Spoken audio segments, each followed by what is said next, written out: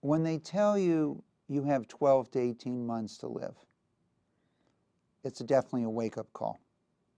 For me in '93, I had lost 10 of my relatives to cancer, and my prognosis was worse than any of them. So I had to figure out what was I going to do different. What could I do? I've been funding cancer research for 20 years and knew nothing about prostate cancer.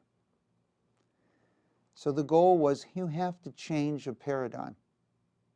By visiting cancer centers, the first thing I discovered was that it was considered suicide to work in the field of prostate cancer. So the first commitment is we committed $25 million. Jonathan Simons, who today, in 2012, is the CEO of the Prostate Cancer Foundation, was that young scientist I met at Hopkins in 1993. Brilliant young physician scientist who they told, if he wants to go work in prostate cancer, that's career suicide. Luckily, I met him with Bill Nelson, who today runs the cancer center at Johns Hopkins, and told him they picked the right field. Not only was it not career suicide, but it's going to be the best funded research that he's ever seen. So first, you have to jumpstart it. Second, I was visiting MD Anderson, and I noticed there was no one from Memorial Sloan Kettering at MD Anderson. One of the scientists told me they're a competitor. They're a competitor for patients. I told them there are no competitors. As a patient or philanthropist, we want teamwork. There is not a competition here. And so we launched these Fasttrack awards. I went over to the National Institute of Health and the National Cancer Institute, and I saw a submission of 9 feet for an award. They've been working on it for 18 months. They would find out whether they got approval or not in 18 months. Whatever it was 3 years later wasn't even relevant anymore at the speed that science was moving. So we decided we're going to announce a program that you can submit 9 feet, but we promise only to read the first 5 pages. In addition to that, we will let you know whether you're going to be funded in 6 months, and we will fund you within 90 days. So the waiting period was over.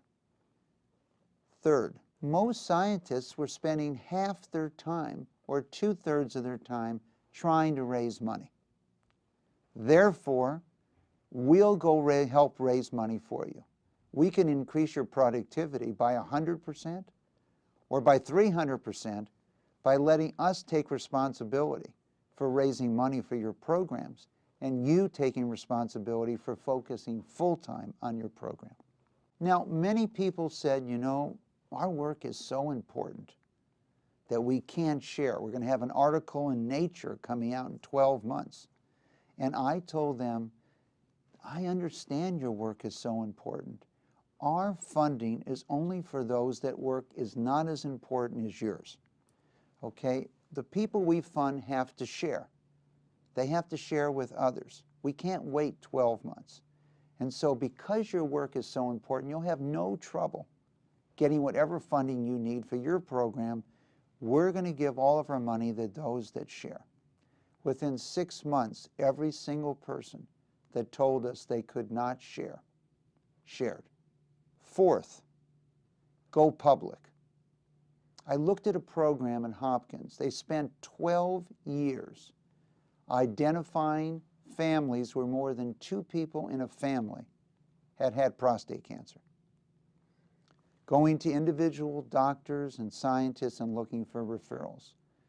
In 1995, we decided to put on a cancer summit, and we went on CNN. I called Larry King and said, Larry, we want to do a show on cancer. He said, Mike, are you crazy?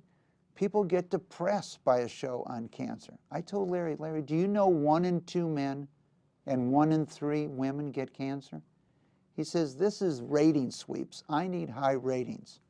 I said, okay, Larry, I'm going to call Ted. I called Ted and said, Ted, this show will be successful. So lo and behold, they agreed to do a show. 3,000 people where more than 2 people in a family had prostate cancer, watched and called in within the next 30 days. We accomplished more in collecting families in 30 days than had been achieved in 12 years. Today, crowdsourcing and other things can help you find those individuals. This created a movement to be part of a team, and coupled with young investigators, changed the face of prostate cancer, not only in the United States, but throughout the world.